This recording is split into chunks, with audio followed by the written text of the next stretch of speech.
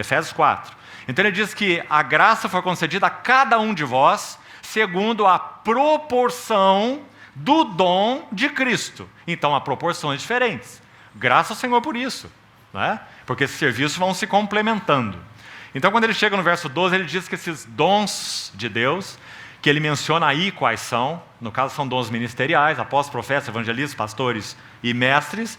Ele diz que esses chamados ministérios fundamentais, eles operam no corpo de Cristo para uma razão só. Aí nós temos esse importante verso de Efésios 4:12. Ele diz, para o aperfeiçoamento dos santos, e agora na versão revista atualizada está escrito, para o desempenho do seu serviço, certo? Mais literalmente, a frase aí seria, para a obra do ministério. E em algumas versões você vai encontrar, inclusive em português, essa tradução. Então, aperfeiçoamento dos santos para a obra do ministério. Então nós temos mais uma obra aí. Então primeiro a obra de Deus, agora temos a obra do ministério. Então falta uma terceira expressão, para nos dar aqui um panorama bem bonito sobre o assunto. E esse está lá em 1 Coríntios 3. Se você quiser conferir, 3, 12 e 13. Acho que seria bom nós abrirmos lá para vermos uns detalhes ali.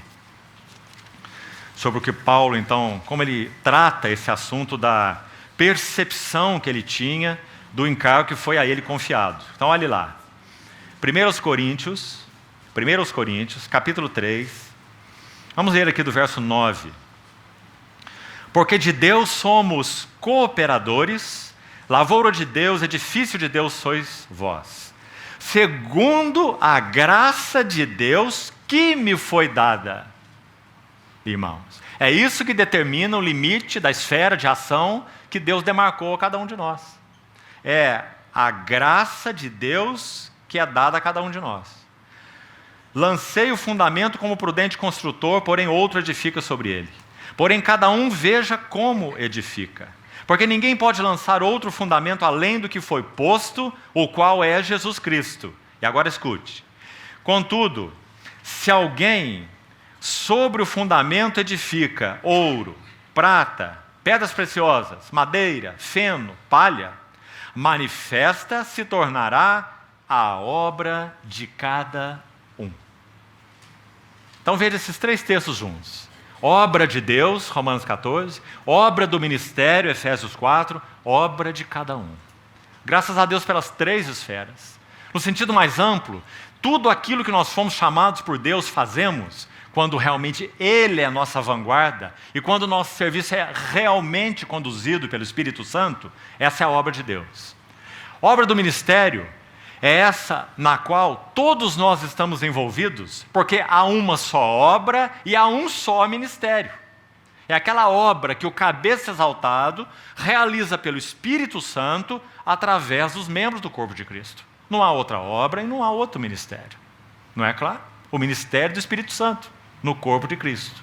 Então cada um dos santos é equipado por esses que no contexto de Efésios 4 são chamados os ministérios fundamentais, vamos colocar assim, não é? Esses que o Cristo exaltado, esses dons que o Cristo exaltado concedeu à igreja. Acho que não há como questionar que nessa passagem esses dons são homens, muito nítido, já que ele menciona posteriormente aqueles ministérios, né? Então são homens dons, dádivas do Senhor para a sua igreja, mas não são para ser colocados em vitrines de observação. Não são para ser colocados em plataforma de louvores. Mas diz, é para o aperfeiçoamento dos santos para a obra do ministério. Então ele está dizendo que todos os santos estão engajados na obra do ministério. Não há um santo sequer que não esteja na obra do ministério.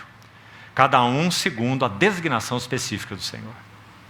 E por último, obra de cada um, quando Paulo entra. E aqui também nós somos muito ajudados. Rapidamente, algo sobre isso. Parece muito claro na tipologia bíblica que ouro sempre fala da vida, natureza e glória de Deus. Sempre, na tipologia. A arca de ouro, madeira de acácia revestida de ouro por dentro e por fora, candelabro de ouro e por aí vai. O ouro sempre tem a ver com a vida, com a natureza e com a glória de Deus. A prata na Bíblia tem uma relação direta com a obra do Filho, a obra de redenção. Nosso Senhor foi traído por 30 moedas de prata. O resgate do primogênito no Velho Testamento era pago com ciclos de prata, conforme o ciclo do santuário, pago com ciclos de prata para redimir, para resgatar o primogênito, porque o Senhor diz: todo que abre a madre é meu. Então, prata sempre tem a ver com a redenção. E pedras preciosas sempre tem a ver com a obra do Espírito Santo. Porque a pedra preciosa é formada no profundo, no escuro, depende de tempo e de muita pressão para que as pedras preciosas sejam produzidas. Então se fala da obra do Espírito Santo em nós. Agora, quando Paulo toca na obra de cada um, ele coloca 2 grupos de elementos, 3 para cá e 3 para cá. Aquilo que tem a ver com a vida, a natureza e glória de Deus permanecerá. Contrastando com o ouro, nós temos do lado de cá, no outro grupo, madeira, feno e palha, nós temos aqui o feno. Sabe do que o feno fala na Bíblia? Glória do homem. Como sabemos? Pedro, na sua primeira epístola, capítulo 1, ele diz: toda carne é como a erva, ou feno, e toda sua glória como a flor da erva. Seca-se a erva e cai a sua flor, mas a palavra do Senhor permanece eternamente. Ouro fala da glória de Deus, feno fala da glória do homem. O grande teste do Senhor para toda a obra chamada cristã é um só: quanto de Cristo há nessa obra? Quanto de Cristo há nesse serviço? Quanto de Cristo há nesse ministério? Quanto de Cristo há nessa palavra? Irmãos, nós podemos receber muito boas palavras, cheias de instrução, cheias de conhecimento bíblico, mas nós saímos com aquela pergunta: quanto de Cristo há? Me lembro de uma história verdadeira, de novo, um jovem recém-formado em seminário, um jovem ministro, pregando a palavra, e ele falou sobre tudo. Ele fez também psicologia, então ele falava de psicologia, falava de literatura, ele falava de não sei mais o quê, contava história, citava filósofo e fez a sua pregação.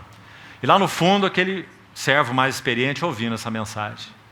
E ele era, esse mais velho, como um mentor, digamos assim, espiritual desse mais novo. Então esse novo fez a sua mensagem e deve ter achado que ele abafou. Então quando ele terminou a sua palavra, estava lá o ancião esperando na porta.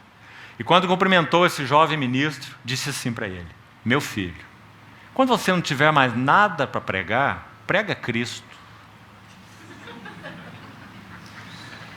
Glória do homem, glória de Deus. Prata, redenção. Tudo aquilo em nosso serviço que chamou atenção para a glória da pessoa e obra do Senhor Jesus. A maravilhosa redenção, o maravilhoso significado da cruz do Calvário. Que nós passaremos, amados irmãos, deslumbrados, uma eternidade, contemplando aquele que ainda tem fronte ferida, mão e pé traspassado, por causa da grandiosidade da obra da redenção. Então, tudo aquilo de nosso serviço que chamou atenção para o Redentor, isso permanecerá. Mas o que não chamou atenção para o Redentor será queimado. E não será fácil, amados irmãos, para nenhum de nós observar essa cena. Coisa que talvez tenhamos gastado anos e anos e anos de nossas vidas. E as vejamos simplesmente fulminadas. Porque não tiveram relação direta com o Redentor. Não revelaram a beleza da cruz, a beleza do Cordeiro, do Salvador, do Redentor. Quando Policarpo estava sendo queimado numa fogueira, ele foi um dos chamados discípulos, se é que podemos dizer assim, de João, o evangelista.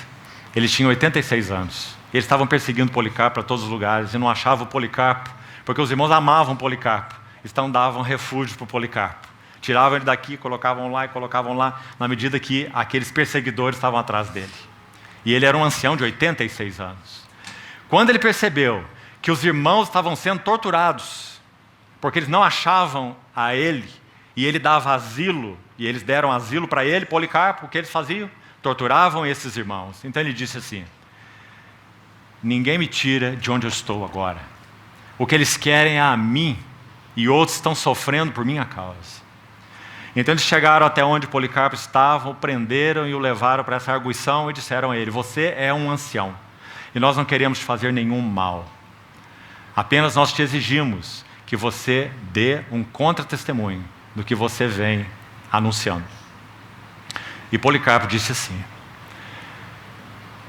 eu tenho 86 anos e eu sirvo o Senhor por 86 anos. Ele só me tem feito bem. Eu não posso negar o meu Senhor, o meu Salvador. E com essas palavras ele foi queimado.